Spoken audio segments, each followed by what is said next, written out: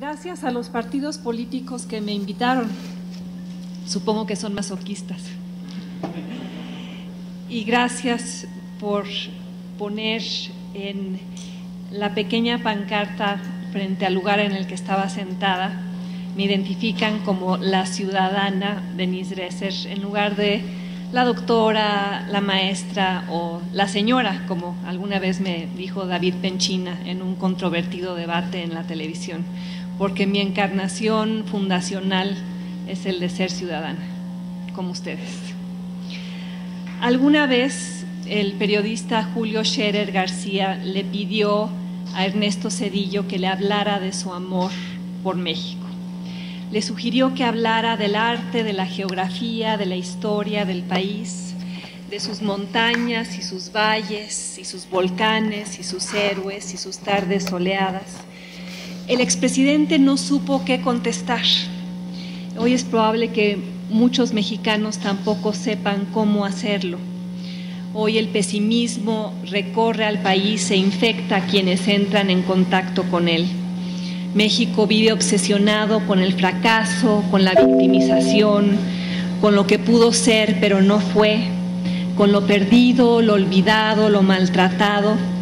Estrenamos el vocabulario del desencanto.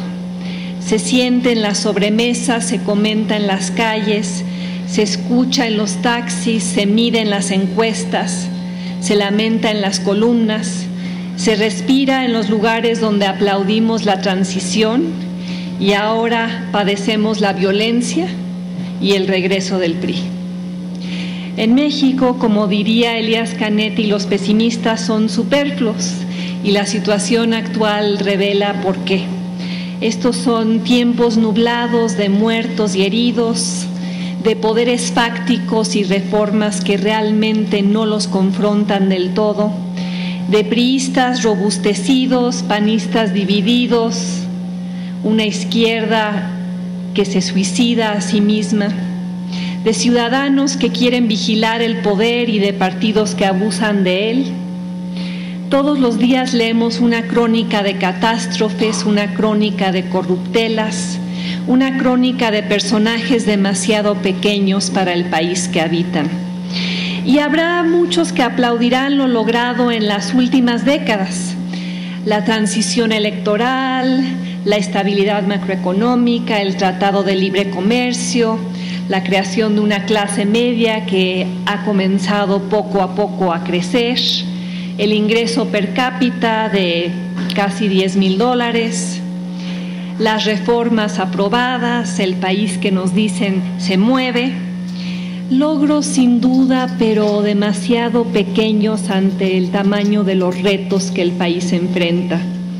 Democracia, equidad, buen gobierno, justicia, la posibilidad de un México capaz de soñar en grande.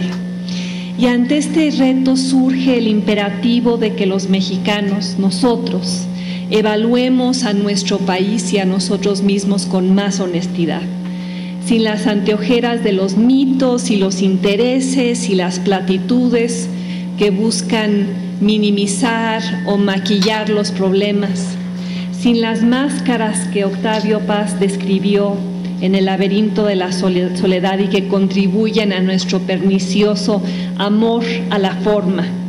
En México mostramos una peligrosa inclinación por reformar la realidad en lugar de buscar su transformación profunda. México, la nación que no logra encarar sus problemas con la suficiente franqueza, y por eso vivimos en el reformismo permanente. Vivimos de paliativo en paliativo, del laberinto de la soledad al yugo de las bajas expectativas. Y aunque es cierto que algunas de las prácticas del pasado han sido enterradas, numerosos vicios institucionales asociados con el autoritarismo y el viejo PRI siguen ahí, coartando la representación ciudadana y la gobernabilidad democrática. México no camina en una dirección lineal hacia un mejor estadio político y económico, más bien cojea hacia adelante para después retroceder. parecemos vivir en un permanente estira y afloja entre la posibilidad de cambio y los actores que buscan evitarlo, entre la ciudadanía anhelante y la clase política que se empeña en defraudar sus expectativas. Porque la celebrada transición votada ha resultado ser un arma de doble filo.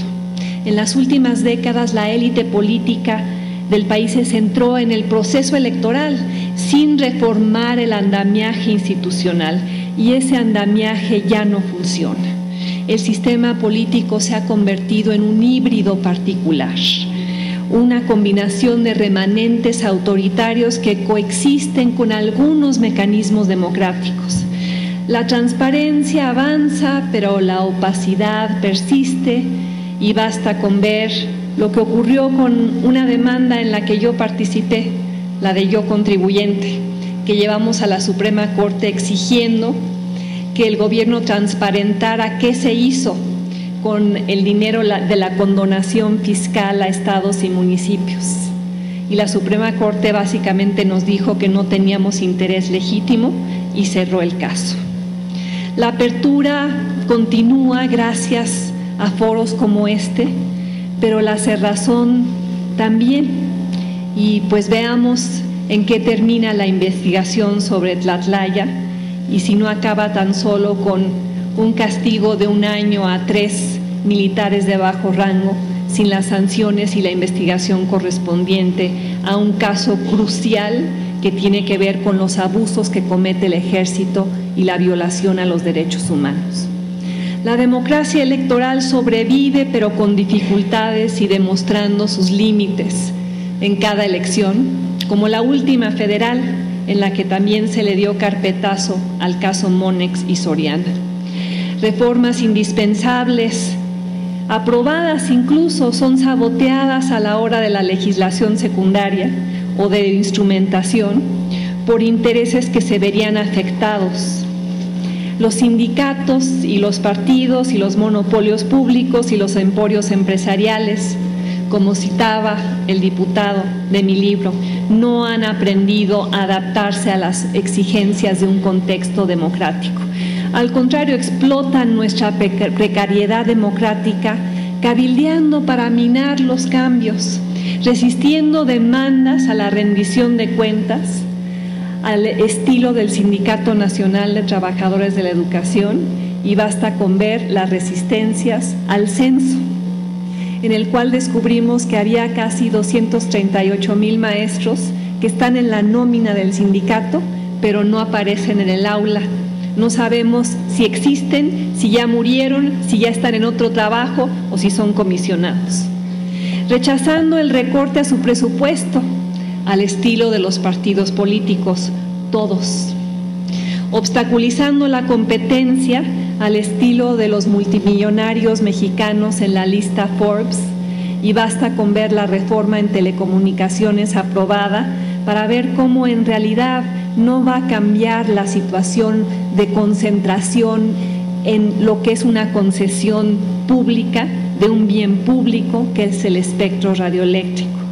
Criticando la eliminación de los privilegios fiscales al estilo de las cúpulas del sector privado, chantajeando a la clase política al estilo de Televisa, y les recomiendo que vayan a ver, ahora que salga en cartelera, la película más reciente de Luis Estrada, llamada La Dictadura Perfecta, donde desnuda a lo que se ha convertido en el primer poder, que es la empresa Televisa, condicionando cualquier reforma fiscal o laboral a la supervivencia de personajes impunes al estilo del PRI.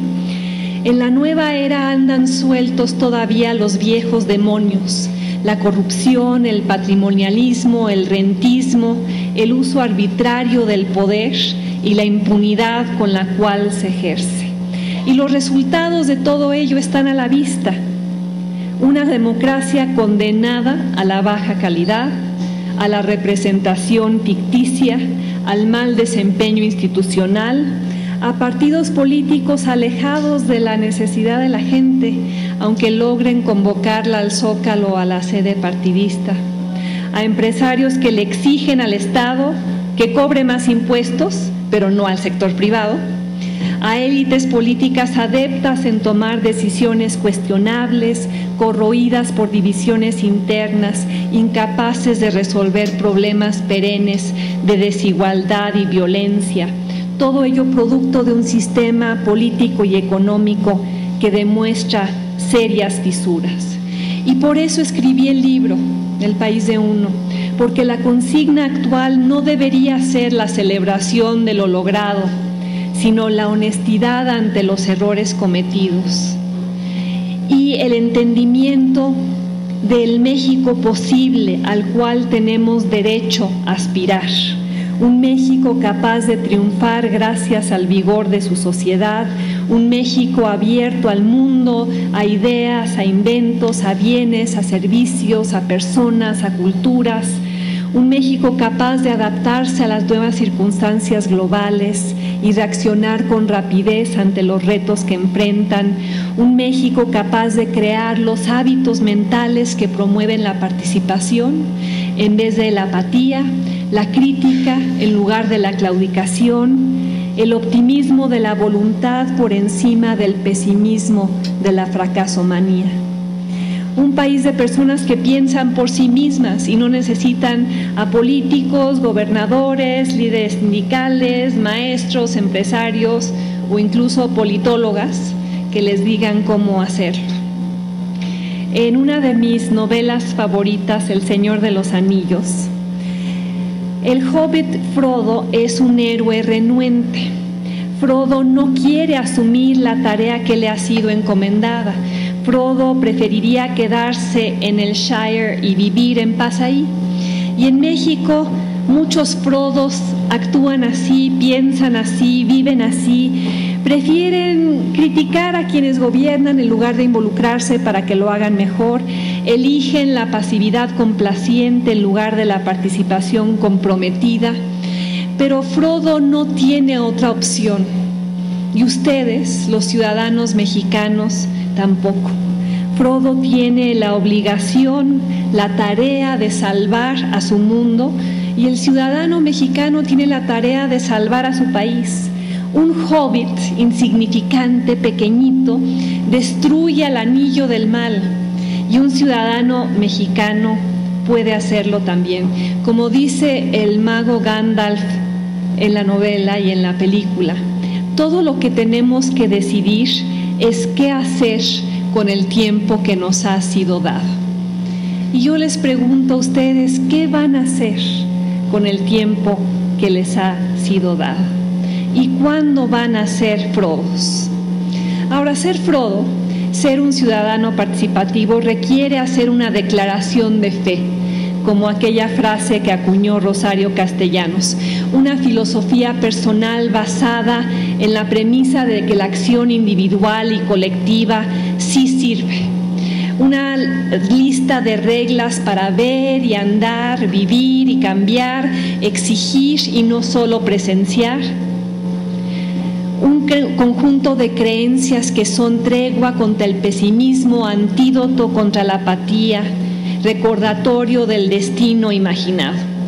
La única esperanza que yo veo ante el diagnóstico que hago todos los días del país se encuentra, ojalá, entre algunos de ustedes sentados aquí, esos mexicanos empeñosos, valerosos, combativos, que se niegan a participar en el colapso moral de su país, los que insisten en la transparencia en lugar de la opacidad, los que se niegan a ser parte de esto, los que quieren enfrentar el viejo problema de cómo defender intereses particulares mientras pelean colectivamente por el bien común y que rehúsan esquivar la mirada y rehúsan perder la fe.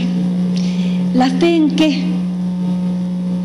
La fe en que es necesario volver a México un país de ciudadanos, un lugar poblado por personas conscientes de sus derechos, porque ¿qué es uno de los peores legados que nos dejó 71 años de priismo más los 2 recientes? un país de personas que no conocen sus derechos y no saben cómo pelear por ellos. Personas a las cuales ahora yo les pido que estén dispuestas a alzar la voz, dispuestas a llevar acciones que produzcan cambios, dispuestas a sacrificar su pequeña zona de seguridad personal para que otras la compartan, porque yo creo que ser de clase media, como lo somos ustedes y yo, en un país con 50 millones de pobres, es ser privilegiado. Y los privilegiados tienen la obligación de regresar algo al país que les ha permitido obtener esa posición, porque ¿para qué sirve la experiencia, el conocimiento, el talento, si no se usa para hacer de México un lugar más justo? ¿Para qué sirve el ascenso social si hay que pararse sobre las espaldas de otros para conseguirlo? ¿Para qué sirve la educación si no se ayuda a los demás a obtenerla? ¿Para qué sirve la riqueza si hay que erigir cercas electrificadas cada vez más altas para defenderla? ¿Para qué sirve ser habitante de un país si no se asume la responsabilidad compartida de asegurar vidas dignas ahí? Y en México hay mal gobierno y mala sociedad. Y los buenos gobiernos se construyen tan solo con base en buenos ciudadanos, y solo los inconformes lo son. La insatisfacción lleva a la participación, el enojo a la contribución, el malestar con el statu quo a la necesidad de cambiarlo y reconocer que nos toca reconquistar el país de uno. Ese país que durante demasiado tiempo ha sido un país rentado para sus habitantes.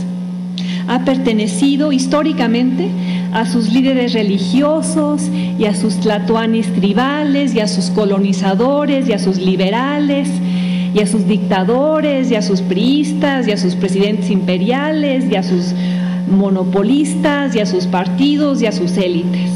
No ha pertenecido a sus ciudadanos. Y por eso pocos lo cuidan, pocos lo sacuden, pocos lo aspiran, pocos lo lavan, pocos lo enceran, pocos piensan que es suyo, pocos lo tratan como si lo fuera, porque nadie nunca ha lavado un carro rentado. Pero quienes sabemos que el país es nuestro, no vivimos con el lujo del descuido. Quienes hemos vivido años fuera de México sabemos lo que es andar con el corazón apretado, lo que es caminar a pasos de pequeñas nostalgias y grandes recuerdos, lo que es querer tanto a un país que uno siente la imperiosa necesidad de regresar y salvarlo de sí mismo, lo que es extrañar el olor y el sabor y la bulla y la luz y las enchiladas suizas de Sanborns a pesar de quien es dueño de la empresa. Lo que es vivir pensando de manera cotidiana que los gobernados pueden y deben vigilar a quienes gobiernan, que los partidos políticos pueden y deben reducir la violencia social y pavimentar la ruta democrática, que la oposición puede y debe redefinir los términos del debate público, que la clase política entera debe fomentar la conexión entre ciudadanos y sus representantes, que no es demasiado pedir. ¿Y por qué no es demasiado pedir?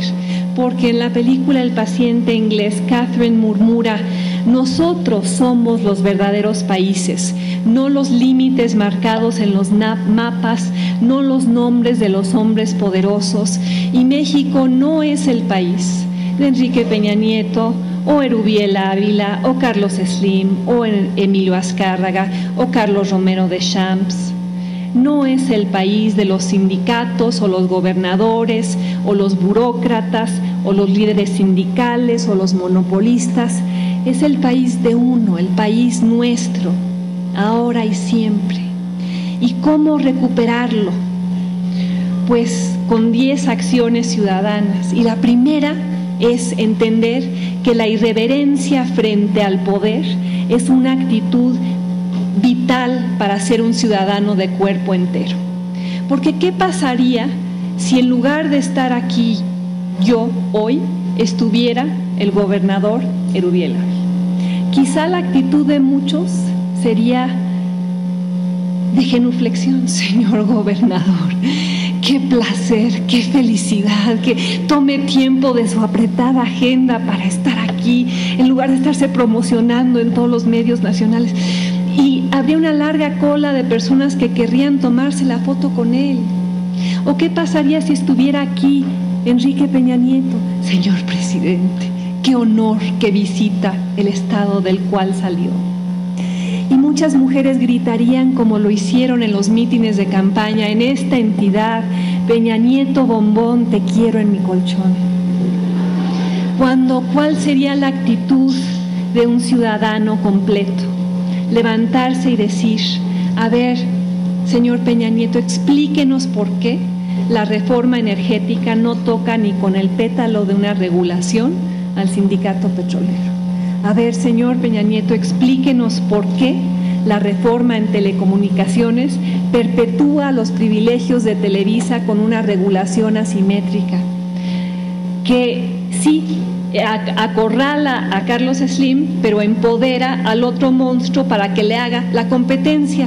A ver, explíquenos, señor presidente, por qué la reforma educativa, pues ahora que se está instrumentando, el propio secretario de Gobernación ha salido a descalificarla, diciendo que no debe haber vinculación entre el desempeño de los alumnos y la remuneración de los maestros. O a ver, señor presidente, explíquenos por qué, cuando usted fue gobernador de este estado, hubo más robo de automóviles aquí que en cualquier otro estado de la República.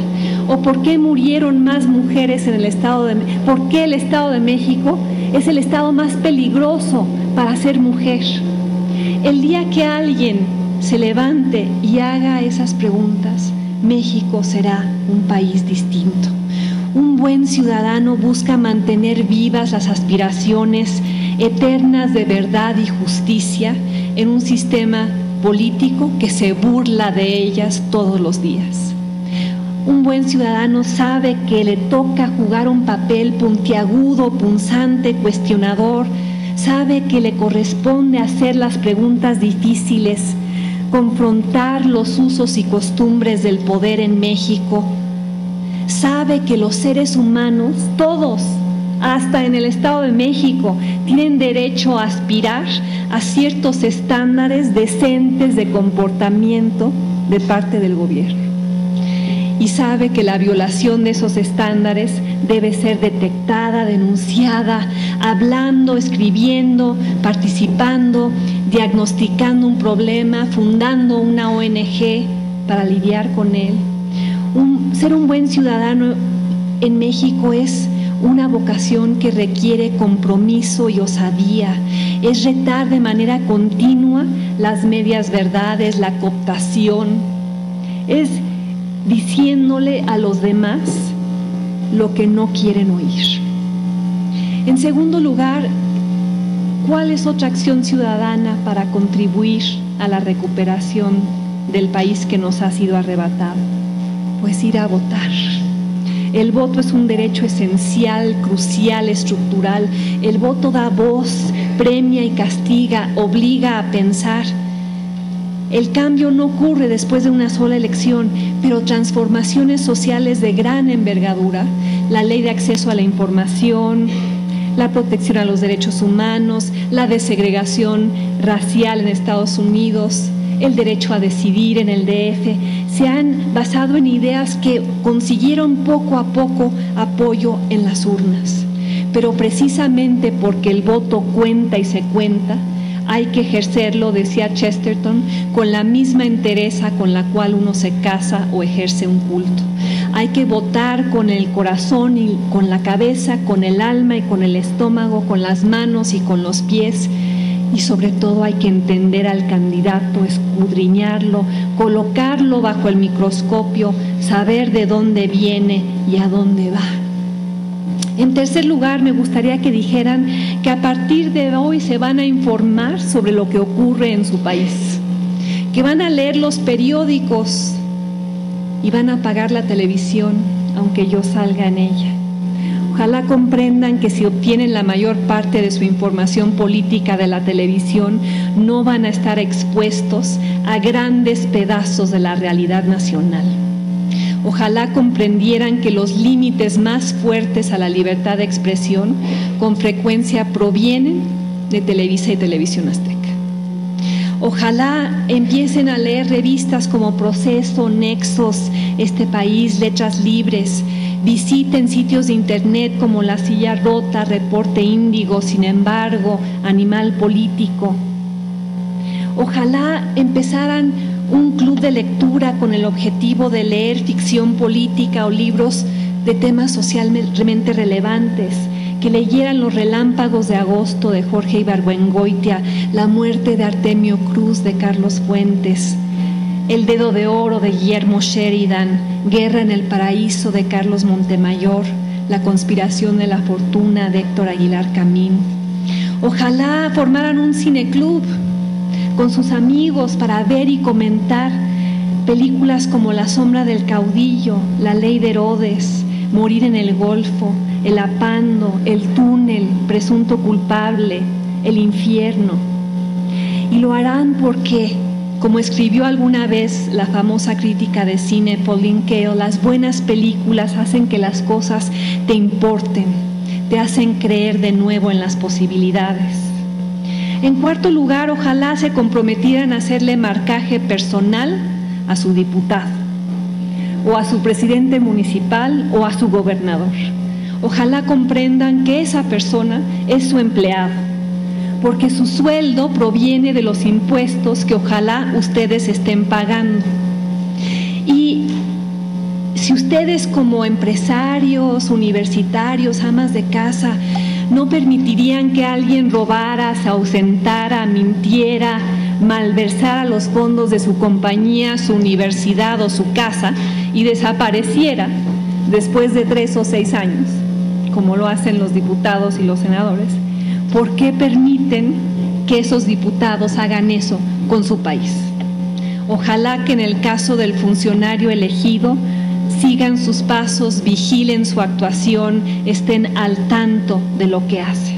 Se informen de cómo ha votado, qué iniciativas ha presentado, cuántos viajes ha hecho, cuántas veces ha regresado al estado que lo eligió. Ojalá le escriban, le llamen, organicen a otros para que lo hagan también. Ojalá exijan que haga pública su declaración patrimonial. Ojalá lo obliguen a ser un verdadero representante de la ciudadanía y se conviertan en su conciencia persistente, abocada a recordarle para qué llegó al poder y en nombre de quién debe ejercerlo. En cuarto lugar, ojalá apoyen todo eso que tiene que ver con el empoderamiento de ustedes, como la reelección, las candidaturas ciudadanas, la iniciativa ciudadana, la consulta popular, el referéndum, el plebiscito, cambios a los cuales los ciudadanos tenemos derecho a aspirar y que se concreticen. Ojalá se sumen a la presión para que aumente el número de candidaturas autónomas independientes que se crean al margen de los partidos. Ojalá logren que los partidos encaren y reconozcan que el malestar es hondo y la desconfianza también, y encaren el déficit democrático y la crisis de representación a la cual han contribuido. En quinto lugar, ojalá argumenten a partir de hoy que esta famosa guerra contra el narcotráfico, ya no la llamamos guerra, pero lo sigue siendo, repleta de sacrificios humanos, alianzas inconfesables, corrupción compartida y estadísticas calamitosas, no ha producido los resultados deseados. En lugar de reducir la violencia, ha contribuido a su incremento. En lugar de contener a los cárteles, ha llevado a su dispersión. En lugar de fomentar la colaboración entre los 3 niveles de gobierno, ha acentuado su rivalidad. México hoy es un país más inseguro, más inestable, más violento que cuando el ejército fue enviado a las calles. Ojalá subrayen en todos los foros que puedan que la guerra contra las drogas ha acentuado los problemas que buscaba combatir. Fenómenos como la corrupción, la violencia, la disputa por el control territorial, la infiltración gubernamental y el poder de los cárteles mexicanos a nivel nacional y global no ha disminuido. Al contrario, todo esto ha aumentado. México debería comprender, como lo hizo Estados Unidos cuando legalizó el consumo del alcohol, que la prohibición no disminuyó su uso, sino generó otra serie de daños sociales como los que nuestro país enfrenta hoy. El crimen organizado, el boom de los mercados ilegales, la violación cotidiana de la ley, y ojalá empezáramos un debate serio a nivel nacional sobre la legalización al mínimo de la marihuana.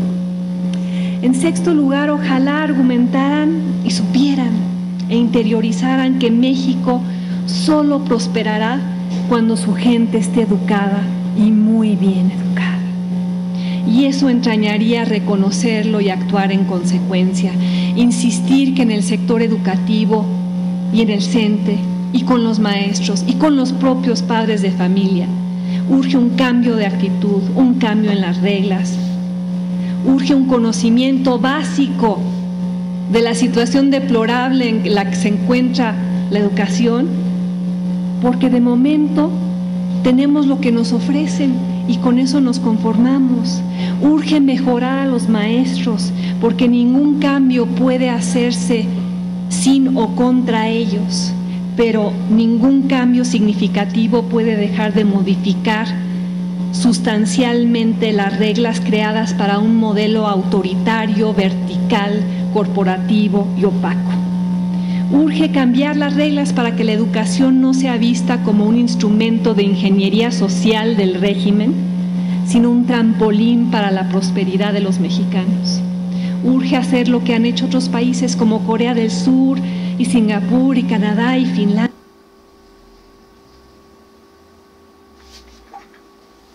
Entender a la educación como un factor crucial para la movilidad social. Entender a la educación como un reto principal y no como una variable residual. Entender que México está en riesgo y que tenemos que darle a los mexicanos todo aquello que están aprendiendo los chinos y los coreanos y construir una educación mucho menos centrada en la ideología y la memorización de la fecha de nacimiento de Vicente Guerrero y más una educación centrada en cómo avanzar en el mundo y transitar a un escenario de plazas obtenidas por concurso nacional y no como premio sindical, de maestros capacitados en lugar de maestros poco preparados o extorsionados, de estímulos basados en el desempeño y no nada más en la lealtad, de evaluaciones abiertas al público y no escondidas como partes del censo por quienes temen sus resultados. En séptimo lugar, me gustaría que dijeran que a partir de hoy se van a oponer a algún monopolio, que van a dejar de pensar como naranjas exprimidas, porque yo, al igual que ustedes, soy una naranja. A mí todos los días, como ustedes, alguien me exprime. Me hace un cobro injustificado, me cobra una comisión injustificada, me ofrece un servicio malo o caro en un contexto monopólico, ya sea Teléfonos de México o Banamex o Citibank o algún Afore o algún notario. Ojalá dejen de manifestar admiración por sus exprimidores, como lo hace el 60% de quienes, en una encuesta reciente, dicen que el ingeniero Slim es un ejemplo para sus hijos. Sí, todos en México quieren ser monopolistas y no hay manera más fácil de volverse rico en este país que siendo el concesionario de un bien público. Ojalá dejaran de argumentar como muchos me argumentan. ¿Por qué criticas al señor Slim si será un monopolista, pero es nuestro monopolista? Mejor que nos exprima él que un español o un estadounidense, cuando la lógica debería ser que no nos exprima nadie. O aquellos que dicen, no lo critiques, si crea empleo. Señoras y señores, ¿cuántos empleos más podríamos generar en México si creciéramos al 10% anual de manera sostenida, lo cual solo podrá lograrse cuando el gobierno y los consumidores encaren verdaderamente a los monopolios públicos y privados que actualmente estrangulan a nuestra economía. Y no piensen que soy antiempresarial. Ojalá hubiera muchos mexicanos ricos más, pero encabezados por extraordinarios innovadores que han sabido crear riqueza con base en la competencia, la productividad, la calidad, los buenos servicios ofrecidos a quienes habitan la base de la pirámide, no nada más exprimiendo naranjas y parándose sobre sus cáscaras para ascender a la cima. Alce la mano alguien aquí que me pueda decir cuál es la innovación tecnológica que ha hecho Teléfonos de México desde su privatización hace más de 20 años. Nadie puede alzar la mano porque no ha habido una sola innovación. ¿Pero en qué encarnación del iPhone vamos? En la 6. Y cuando salga la 7, el año próximo, seguramente será un teléfono que en su tiempo libre raye zanahorias. Porque mientras yo estoy hablando aquí, los ingenieros de Apple están innovando, y están innovando porque la empresa enfrenta la competencia de otras empresas en el sector, cosa que nunca ha ocurrido u ocurrió en el caso de Teléfonos de México. En octavo lugar, ojalá se comprometan a algo tan sencillo, tan simple, que parece tan trivial, pero es tan importante como recoger la basura afuera de su casa. Porque ese simple acto llevaría a que se volvieran responsables de un espacio público, ese espacio público que es su país. Ojalá entendieran que existe una correlación entre banquetas amplias y limpias y democracia participativa. Y si comienzan con el camellón de enfrente, cobrarán conciencia de lo que pueden hacer más allá de ese lugar. Después de un mes de recoger la basura con su familia, se preguntarán ¿por qué lo estoy haciendo yo solo si pago impuestos? Y organizarán a sus vecinos en una tarea colectiva, y después de otros 2 meses de acción vecinal se preguntarán por qué lo estamos haciendo nosotros si pagamos impuestos, y ojalá vayan a ver a su delegado o a su presidente municipal y construyan poco a poco lo que tanta falta le hace a este país, que son círculos virtuosos de exigencia, participación y rendición de cuentas. Recoger la basura se vuelve una metáfora para la asignatura más amplia que nos toca. En noveno lugar, me gustaría que dijeran que saben que conectarse con otros es clave. Conectarse a través del Internet, de Facebook, de Twitter, es una manera de hacer funcionar mejor a la democracia. Es barato, fácil, cualquiera con una computadora lo puede hacer, es eficaz. Yo solita logré reunir 45,000 adhesiones a la causa de Yo Contribuyente, y eso puede presionar a legisladores y a otras figuras públicas y volverse un acicate para la acción. Ojalá comprendieran que es fundamental fortalecer la relación entre las nuevas tecnologías de la información y el ejercicio de los derechos políticos y civiles en México. Cualquier persona con una computadora y acceso a Internet puede influenciar e informar a millones de mexicanos, y el efecto acumulativo de cada una de nuestras acciones puede y ya tiene un gran impacto. Es una forma de ampliar nuestros derechos y ejercerlos. Y finalmente, en último lugar, ojalá reconozcan lo que dije hace un momento, que nos toca dar algo de vuelta a nuestro país, algo de nuestro tiempo, de nuestro talento, de nuestra energía. Ojalá se comprometieran a ayudar a una organización cívica y donaran cierto número de horas a la semana. Ojalá reclutaran a su familia, a sus amigos a participar en una causa, fueran a una marcha, circularan una petición para reducir en 50% el financiamiento a los partidos. apoyaran a una ONG que promueve los derechos humanos, se sumaran a la causa de impedir la reelección del actual presidente de la Comisión de Derechos Humanos, Raúl Plasencia. Ojalá escribieran cartas denunciando alguna arbitrariedad al editor de su periódico o sean voluntarias en un albergue de mujeres, 6 de cada 10 mexicanas que son víctimas de la violencia doméstica, o armen contramarchas a las de la coordinadora exigiendo una reforma educativa integral, o soliciten información sobre el desempeño de alguna entidad pública usando la Ley Federal de Acceso a la Información, o ayuden a los padres de la guardería ABC organizados en el movimiento 5 de junio, o sirvan a su comunidad de alguna manera. Porque si con sus acciones alteran, aunque sea por 1 milímetro, la realidad de su país, habrá sido una manera de contribuir a su rescate. Y hoy más que nunca hay que rescatarlo del regreso del PRI. Porque como decía Duverger, de la misma manera en la que los hombres conservan a lo largo de su vida las huellas de su infancia, los partidos políticos sufren el destino de sus orígenes. Y por eso es que el PRI, como forma de vida y distribución del botín, sobrevive. Por eso demuestra una tolerancia selectiva vis-a-vis la impunidad, y basta tan solo con recordar los casos de Ulises Ruiz y Mario Marín y Arturo Montiel y Cuauhtémoc Gutiérrez para recordarlo.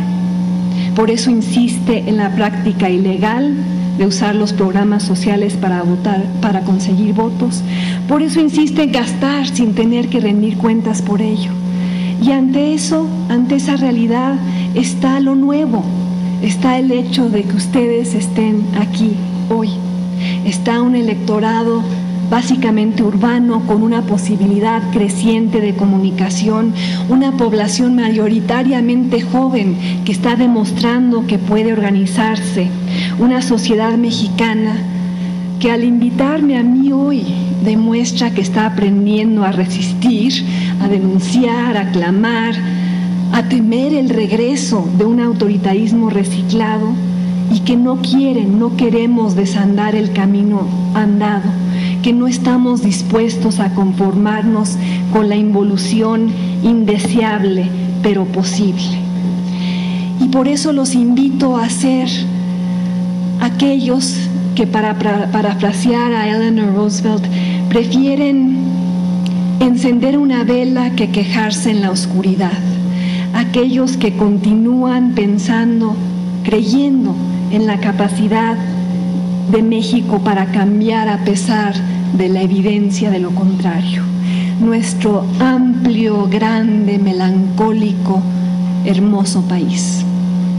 Un lugar descrito por Efraín Huerta en su poema Alta Traición, de ríos y campos enfermos de amapolas y montañas espigadas de magueyes. Pienso en nuestro futuro, el grano de trigo, el amplio corazón mexicano de piedra y aire. Pienso en lo que hace que personas como yo creamos en el patriotismo, en la justicia social, en la indignación creativa, en la participación, en el feminismo, en el servicio, en los derechos individuales, en lo que va más allá del cinismo de los hombres de ojos fríos, de tezontle y granito. Pienso en las acciones diarias de mexicanos extraordinarios que conozco, que saltan y se mueven y actúan, paralizando el ruido mediocre de las calles, centrando la atención en aquello que nos aqueja. Voces de progreso, de esperanza, voces para pelear contra el miedo, la corrupción, la impunidad, el abuso, el uso arbitrario del poder, nuestro río de fatigas. Voces para entender que para mover a México no bastan las reformas legislativas desde arriba. Eso entrañaría el desmantelamiento de lo que queda del viejo sistema autoritario, y el comienzo de nuevos códigos de conducta ciudadana, un frente unido para impedir el regreso de los peores vicios del pasado, una coalición ciudadana para que no cerremos los ojos. Y sé que la tarea es herculeana, pero involucra a cada persona sentada aquí que ama a su país.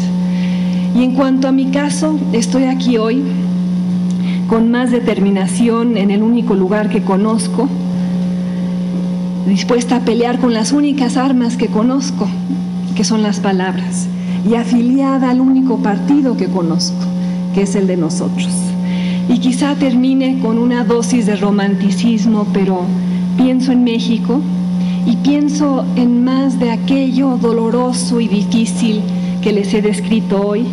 Pienso en el pelo rizado, loco, mexicano de mi hija Julia. Pienso en la nostalgia que siento por Carlos Fuentes y Carlos Monsiváis y Germán Dehesa, quienes dejaron tan buena huella tras de sí. Pienso en la urgencia que yo y tantos sentimos por la justicia y la dignidad de todos. Pienso en cómo se pone el mar sobre cuando le caen las hojas del sol en San Pancho, un pueblo minúsculo al norte de Punta Mita. Pienso en el sonido del organillero caminando por las calles de la Condesa donde vivo. Pienso en la majestuosidad y el misterio de Mitla. Pienso en cada comida que he tenido en el restaurante, mi favorito, Dulce Patria, o simplemente andar en bicicleta por Paseo de la Reforma los domingos, entre la bulla y las mujeres haciendo aeróbics. Pienso en el riesgo de perder nuestra patria y aquellos que enfrentan ese destino debido a la violencia omnipresente en estados como Michoacán. Pienso en la oportunidad de recuperarla y de lograr lo que Rosario Castellanos quería, que la justicia se sienta entre nosotros. Creo que es muy emocionante ser mexicano en esta época, aunque uno tenga que coexistir con el regreso del PRI. Yo agradezco esa dádiva. No siento que seamos incambiables, no siento que seamos inamovibles, no creo que seamos inferiores a otros, ni que nos merezcamos menos. Somos de la región más transparente del aire, venturosamente somos de México. Muchas gracias.